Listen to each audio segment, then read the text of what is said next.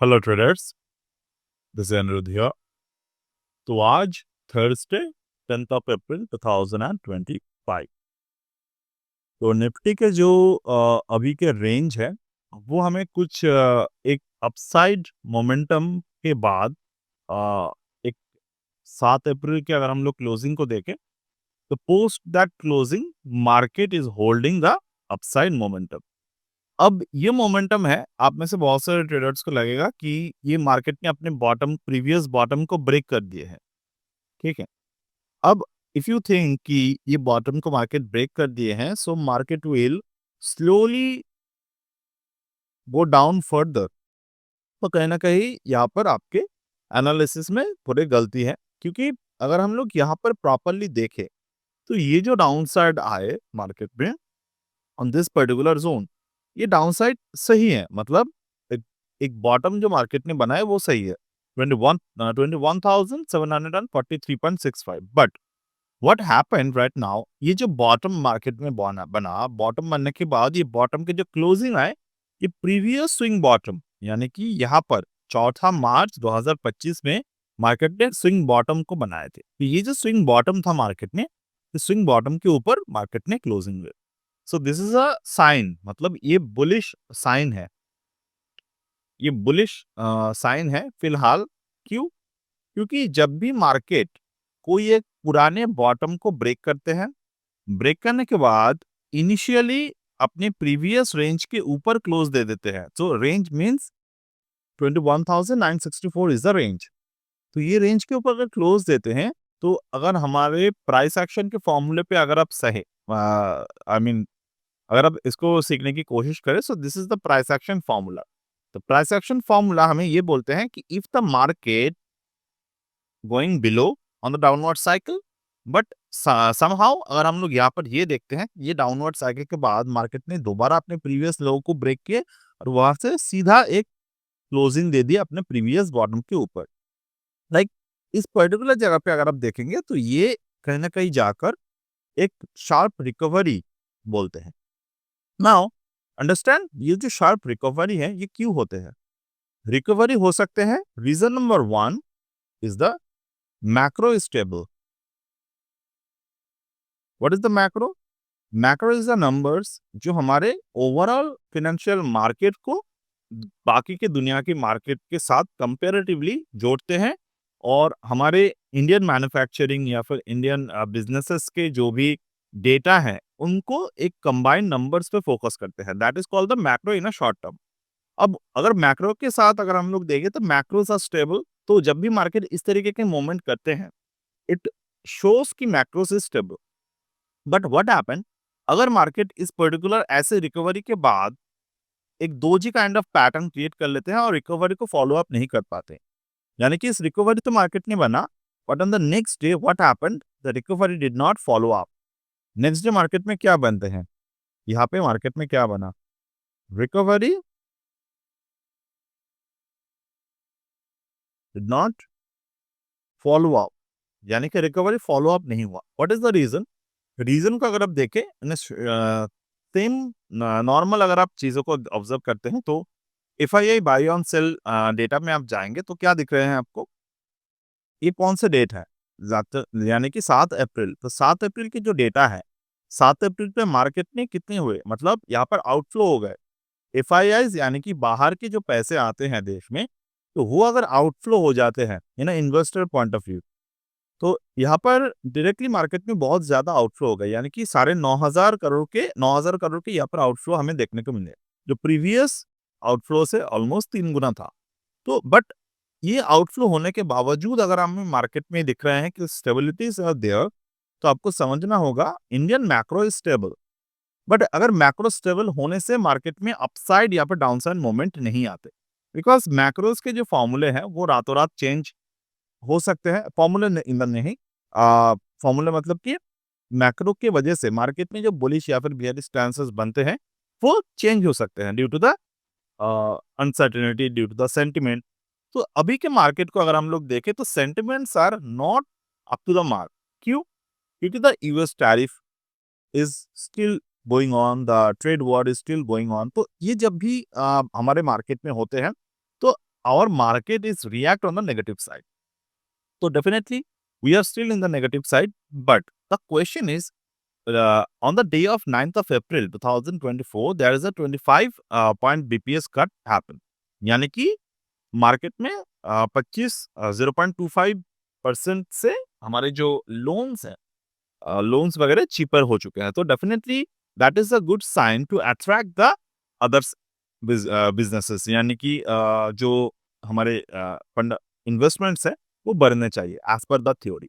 तो यानी कि अगर हम वो पर्टिकुलर पैटर्न को देखें तो ऑलरेडी 8 अप्रैल के जो डेट थे वो ऑलरेडी प्राइस इन हो चुके थे, यानी कि जो रेंज था 700 के जो रेंज मार्केट में यहाँ पर क्लोज अप हुआ था, हमने उसके पहले दिन क्या कहे थे आपको, before the date we discuss the rule, यानी कि हमने क्या डिस्कशन किए थे, Nifty will not able to sustain the 22,500 level. तो इट वाज द चार्ट, तो 22,550 के जो रेंज थे वो काफी स्ट्रॉन्ग रेजिस्टेंस है, तो निफ्टी इसको क्रॉस नहीं करना चाहिए, बट निफ्टी ने क्या किए, क्रॉस नहीं किए। End of the day market ने क्रॉस नहीं किया, 22,535 पे क्लोजिंग हुआ, बट क्या हुआ था वहां पे उस पर्टिकुलर दिन में मार्केट में काफी ऊंचाई तक जाने की कोशिश की और ऑलमोस्ट जो है मार्केट में 700 के लेवल तक पहुंच गए, यानी कि 22,697.2। बट अगर हम ज्ञान पॉइंट ऑफ व्यू से देखें तो 22,697.2 पर जब मार्केट पहुंचे, अगर यहाँ से 3 से 4 पॉइंट और चला जाता तो हम लोग कहते हैं कि साइकिल जो है वो कंप्लीट हो चुका है, but the cycle is not completed yet as per the Gann time rule. Cycle जो है वो कंप्लीट नहीं हुए हैं, so we might again hit the 22,700 in the near term. अब यहाँ पर मार्केट को मूव करने के लिए देखिए गैन के जो स्ट्रक्चर्स है दोज आर नॉट कंप्लीट, वो साइकिल नंबर्स पे बेस्ड होते हैं, यानी कि गैन रूल के अकॉर्डिंग अगर आप प्रॉपर सिर्फ और सिर्फ गैन रूल पे देखें तो नंबर्स प्लेस्ड हो जाते हैं वहां पे, but those are not the complete way of the trading row. अब वहां पर आपको क्या करने की जरूरत है, with the gain complete rule, gain को रूल को कंप्लीट करने के लिए you need to find the price action. So how the price action form, the price action form based on the fundamental and how the fundamental react, तो fundamental react करते हैं हमारे market के dynamics पे, यानी कि मैक्रोस पे। तो ओवरऑल जो मैक्रो है हमारे मार्केट में अभी के मैं अगर बात करूं तो 700 के रेंज, मैं क्यों बोल रहा हूं कि मार्केट 700 से 750 के रेंज के ऊपर जाएगा। तो हमने कल के दिन के जो हमारे लाइव सेशन थे गैंसिलर कोर्स पे, वहां पर भी मैंने सेम डिस्कशन किए थे अपने स्टूडेंट्स के साथ कि मार्केट जो है वो 25 बीपीएस रेड कट के बाद 700 600 से लेकर 750 के रेंज पर इसको जाना चाहिए, because that how the macros looks like. अब हमारे हमारे इस पर्टिकुलर रेंज को पहुंचने के लिए क्या समय लग सकते हैं, सी राइट नाउ कल यानी कि I think on the 9th of April S&P 500 में कुछ अपसाइड आए थे। अगर मैं यहाँ पे सही से देखूं, so this was the S&P 500 chart. अगर मैं इस पर्टिकुलर चार्ट को देखता हूं लाइक हियर, तो ये है 10 अप्रैल यानी कि आज के चार्ट। तो ये ओवरऑल 10 अप्रैल के चार्ट है, बट हाँ I need to see the overall chart. तो अगर आप ओवरऑल S&P 500 के चार्ट का ऑब्जर्व करते हो तो कल मार्केट में क्या कहा गया था कि there is a news in the market की जो टैरिफ के रूल्स है वो फिलहाल के लिए पॉज हो चुके हैं। तो ऑन अ सिंगल टाइम जब भी मार्केट यहाँ पर ये रूल पॉज होते हुए हमें दिखे, यानी कि जो टैरिफ पॉज चाइना को छोड़कर बाकी देशों के लिए टैरिफ पॉज के एक छोटे से न्यूज आ गए थे, तो ओवरऑल उसी एक सिंगल न्यूज ने मार्केट को उछाल में दे दिए थे। तो ओवरऑल अगर हम लोग देखें तो this kind of news is also impact in the Indian market. तो अगर हमें कोई एक न्यूज बूस्ट मिलते हैं कहीं ना कहीं से जाकर, तो मार्केट में 2 से 3 दिन के अंदर अंदर, यानी कि हमारे लिए कल वीक में एक ही दिन बचे हैं, तो हो सकता है कल के दिन अगर थोड़े से भी कोई भी पॉजिटिव चीजें दिख जाए तो we can expect the market will move up. But आज के दिन यानी कि 10 अप्रैल, कल हमारे मार्केट बंद था, तो अगर मार्केट बंद नहीं होता शायद तो इसके साथ साथ मार्केट में मूव आ जाते। बट ओवरऑल आज के मार्केट अगर हम S&P 500 को देखें तो इंडियन टाइम के हिसाब से अगर आप you can see in the Indian time onwards हमने क्या देखा, 7 बजे मार्केट ओपन होते हैं। तो ओवरऑल कल मार्केट में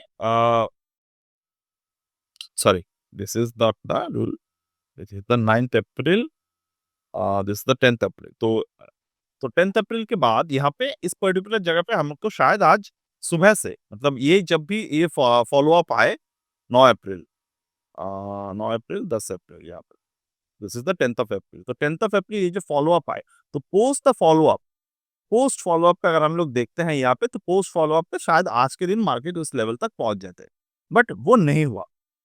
तो नहीं हुआ इसका मतलब ये बिल्कुल नहीं है, ये बिल्कुल ही नहीं होगा, but we still have the chance. कैसे? आने वाले 4 से 5 सेशन के अंदर-अंदर शायद मार्केट में ये मूव जो है वो हमें देखने को मिल सकते हैं। तो ओवरऑल ये टाइम क्यों लग रहा है? Because after the thing happened in the pause in the tariff, बाद में वो न्यूज़ ऐसे आ गए कि this was just a news and there is a, nothing to be good and bad. Okay. तो अगर हम लोग ओवरऑल देखें, तो 2 से 4 दिन मैक्सिमम टू मैक्सिमम जो है, वो पॉसिबल है कि इस पर्टिकुलर दिन के अंदर मार्केट में हमें 750 का लेवल जो है, वो देखने को मिल सकते हैं। तो अगर मैं यहाँ पर ये कहूँ कि ऐसा ओवरऑल टाइप पॉज़ अगर हो भी चुके हैं, तो जब तक कि ना ये जो चाइना वाला मैटर सॉल्व नहीं होता, तो कहीं न कहीं जाकर we can still see the market will not go further upside. But मान लेते हैं 750 के लेवल तक आ गए, तो एफआईआईस का जो डेटा है, as per the FII data, FII buying start ही होगा 750 के ऊपर जाने के बाद, मोस्ट प्रोबेबली। अब फिलहाल हमारे लिए प्लस साइन क्या आए हैं? तो एफआईआईस ने अपने सेलिंग को कम कर दिए। तो अगर मार्केट में अगर कभी भी आपके ऐसे पैटर्न दिखते हैं कि एफआईआई सेलिंग इज पॉज्ड, यानी कि एफआईआई के सेलिंग जो है वो कम हो रहे हैं, जैसे जैसे कि यहाँ पर देखें, मार्च 12 से लेकर मार्च 13, तो मार्च 12 से मार्च 13 का अगर आप देखते हो, तो मार्च 12, मार्च 13 एफआईआई सेलिंग कम हुआ था। सेलिंग कम होने के बावजूद मार्केट में जो है वो प्लस साइन आना स्टार्ट हो गए थे। The moment FII start buying 18 March को, तो 18 मार्च के अगर आप डेटा को देखेंगे, तो 18 March market moved on the upward side direction. तो सिमिलर पैटर्न कुड हैपन और 22,600 के ऊपर से हमें शायद मार्केट में यहाँ पर एफआईआई बाइंग देखने को मिल सकते हैं।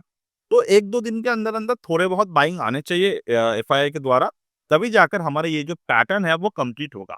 बट सूनर और later I am expecting the 750 is the highest possible point even with the macro support in our market. तो ओवरऑल मार्केट जो है वो एक रेंज में रह सकते हैं। अगर हम 1-2 महीने के लिए देखें, तो overall that is possibility in the we could stay in the range. Okay, what is the possible range? ये जो है ऑलमोस्ट 880 तक ये मार्केट की हमारे अभी के रेंज बना हुआ है। So I'm not thinking or not expecting market will go beyond this particular range। ये जो रेड में मैंने 2 लेवल्स को ड्रॉ करके रखे हैं, you can follow up this level. शायद यहाँ पर आने के बाद दोबारा मार्केट में सेलिंग आना स्टार्ट हो जाए। And on the lower and side 22,250 से लेकर 270 के रेंज में हमारे लोएस्ट पॉसिबल जोन जो है वो है। So that's it for today. As of now from my end, and we'll get back in the next one. Bye.